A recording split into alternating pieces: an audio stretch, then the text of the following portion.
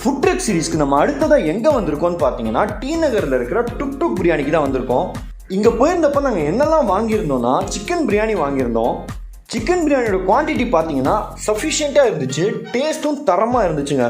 Chicken biryani கூடவே ஒரு chicken 25 order பண்ணியிருந்தோம், 4 பீஸ் கொடுத்துருந்தாங்க. அதோட டேஸ்ட்டும் மாஸாக இருந்துச்சுங்க. நீங்களும் டி நகர் பக்கம் போனீங்கன்னா இங்கே போய் ட்ரை பண்ணுங்கள்.